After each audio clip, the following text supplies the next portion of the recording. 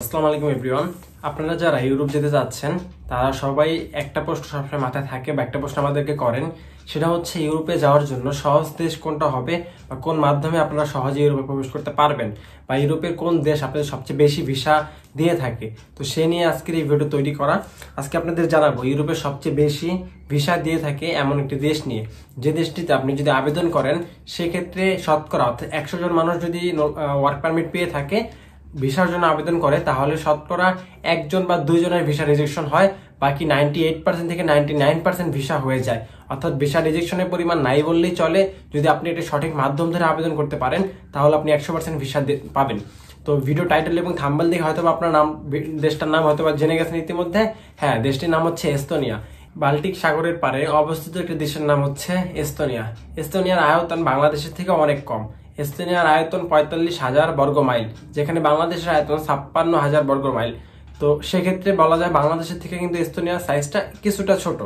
তো ছোট হলো বাংলাদেশে যেখানে 17 কোটি জনসংখ্যা, সেখানে এস্তোনিয়াতে 13 থেকে 14 লাখ জনসংখ্যার দেশ এস্তোনিয়া। অর্থাৎ বলা যায় জনসংখ্যার দিক থেকে বিবেচনা করলে এস্তোনিয়াতে জনসংখ্যা নাই বললেই চলে। একদম সীমিত পরিমাণে মানুষ এস্তোনিয়াতে বসবাস করে, যার কারণে এস্তোনিয়াতে প্রচুর পরিমাণে কর্মক্ষম যে শ্রমিকগুলো সেগুলোর ঘাটতি রয়েছে। জনসংখ্যা কম থাকায় তাদের যে সকল কাজকর্মগুলো রয়েছে সেই জায়গায় তারা সঠিকভাবে জনবল নিয়োগ করতে পারতেছে না, যার কারণে তারা ইউরোপ এবং ইউরোপের বাইরে থেকে বিভিন্ন দেশ থেকে তারা শ্রমিক নিয়োগ দিচ্ছে। তো সেই ক্ষেত্রে যারা বাংলাদেশে আছেন তারাও একটা সুযোগ নিতে পারেন বাংলাদেশ থেকে এস্তোনিয়া যাওয়ার জন্য। এস্তোনিয়াতে মোটামুটি ভালো পরিমাণ একটা স্যালারি এবং পাবেন আপনারা, এবং বিভিন্ন রকম সুযোগ সুবিধা পাবেন। যেহেতু এস্তোনিয়া ইউরোপের একটি দেশ, সেনজেন মুক্ত, সেজন্য আপনারা যদি এস্তোনিয়া যেতে পারেন এবং সেখানকার ওয়ার্ক পারমিট পান, সেক্ষেত্রে আপনি যখন হচ্ছে সেখানকার রেসিডেন্ট পাবেন, তখন আপনি ইউরোপে যে বাকি 27টা দেশ রয়েছে সেই 27টা দেশে অনারেবল ভিসার মাধ্যমে আপনি মুভ করতে পারবেন। এখন হয়তো আপনাদের মনে একটা প্রশ্ন আসতে পারে যে এস্তোনিয়া কিভাবে যাব বা এস্তোনিয়া যাওয়ার জন্য কত টাকা খরচ হতে পারে। তো সেই বিষয়টা নিয়ে যদি বলি, বর্তমানে এস্তোনিয়া কিন্তু খুব হাইড একটা হচ্ছে কান্ট্রি। কারণ হচ্ছে অন্যান্য দেশগুলো রয়েছে, যেমন আপনার সাপোজ ইতালি, ফ্রান্স, যুক্তরাষ্ট্র, তারপর হচ্ছে পর্তুগাল, এই সকল দেশের মতো কিন্তু এত পরিমাণ মানুষ বাংলাদেশ থেকে এস্তোনিয়া যায় না।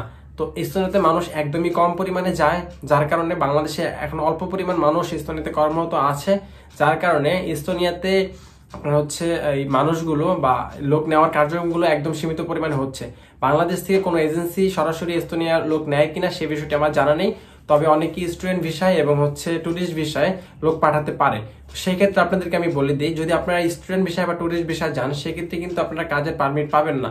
আপনাদেরকে এস্তোনিয়াতে অবৈধ থেকে বৈধ হওয়ার কোনো সুযোগ নেই, একদম কঠোর আইন তারা অবলম্বন করে। সেক্ষেত্রে আপনি অবৈধভাবে যদি যান সেক্ষেত্রে বৈধ হতে পারবেন না।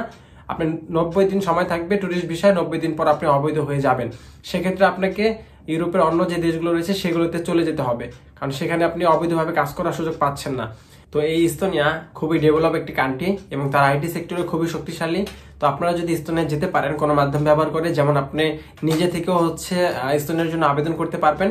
লাইক আপনি হচ্ছে যদি তারা যে লোকগুলো নিয়োগ করে সেই লোকগুলো নিয়োগ করার জন্য তারা একটি মাধ্যমে ওয়েবসাইটে বিভিন্ন বিজ্ঞাপন দিয়ে থাকে। সেক্ষেত্রে আপনি যদি তাদের মাধ্যমে কন্ট্যাক্ট করে বা যারা হচ্ছে সরাসরি লোক নেয় এরকম যদি কোনো আপনার পরিচিত কেউ থাকে বা কোনো ভালো দালাল এজেন্সি ধরতে পারেন, সেক্ষেত্রে আপনি যদি এস্তোনিয়া যেতে পারেন আপনাদের টোটাল এখনো সেরকম প্রচুর পরিমাণে খরচ হচ্ছে না। কারণ যেহেতু এখনো পর্যন্ত মানুষের যাওয়ার প্রবণতা বৃদ্ধি পায়নি, সেজন্য এস্তোনিয়াতে এখনো পর্যন্ত খরচ অনেকটাই কম, হয়তো 8 থেকে 9 লাখ টাকা খরচ হতে পারে। এবং এস্তোনিয়ার যে বেতন স্যালারিটা যদি বলি, একদম প্রপার আমি কোনো বেতন আপনাদেরকে বলবো না, তবে আপনাদেরকে একটা বিষয় বলি, সেটা হচ্ছে ইউরোপের অন্যান্য দেশের মতো এস্তোনিয়াতেও সেম প্রাইসে হচ্ছে তারা দিয়ে থাকে বেতনের ক্ষেত্রে। সেক্ষেত্রে এস্তোনিয়াতে যদি আপনি কর্মরত থাকেন সেক্ষেত্রে আপনি মাসে হচ্ছে 800 থেকে 900 1000 ইউরো পর্যন্ত ইনকাম করতে পারবেন, যেটা বাংলা টাকায় 1,20,000 থেকে 1.5 লক্ষ টাকা পর্যন্ত হবে।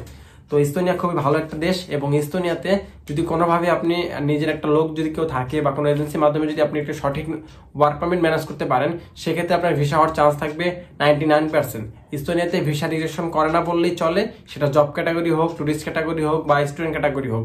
যারা লেখাপড়া করতেছেন, যদি আপনার স্টুডেন্ট ক্যাটাগরিতে যেতে চান তাহলে যেতে পারেন। এস্তোনিয়া আপনাদের জন্য একটা ভালো ডেস্টিনেশন হতে পারে, কারণ ইউরোপের অন্যান্য যে দেশগুলো রয়েছে সেই দেশগুলোতে আপনি যদি স্টুডেন্ট ভিসায় যাওয়ার কথা চিন্তা করেন, টিউশন ফি বাবদ আপনাদেরকে সর্বনিম্ন আপনাদের হচ্ছে প্রায় 12 থেকে 14 লাখ 15 লাখ টাকা পর্যন্ত আপনাদেরকে দিতে হচ্ছে।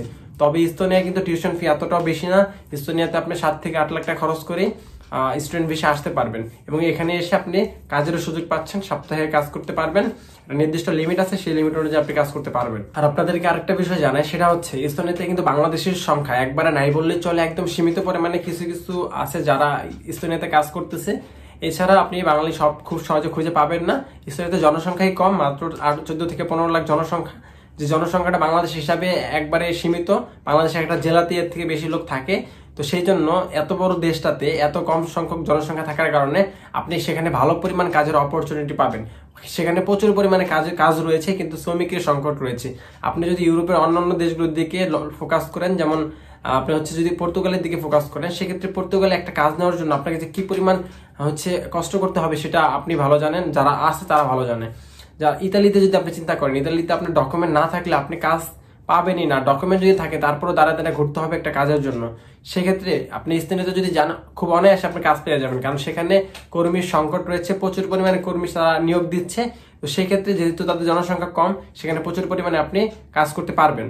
এছাড়া আপনাদেরকে আরো একটা বিষয় জানাই, সেটা হচ্ছে আপনি যদি ইস্তোনিয়াতে বৈধভাবে যেতে পারেন বা সেখানে কর্মরত থাকতে পারেন, সেক্ষেত্রে আপনি 5 বছর পর সেখানে যদি বৈধভাবে 5 বছর অবস্থান করেন বা 5 বছর থাকেন, সরকারকে ভ্যাট দেন, সেক্ষেত্রে আপনি 5 বছর পর ইস্তোনিয়া থেকে একটা রেসিডেন্ট পারমিট পাবেন।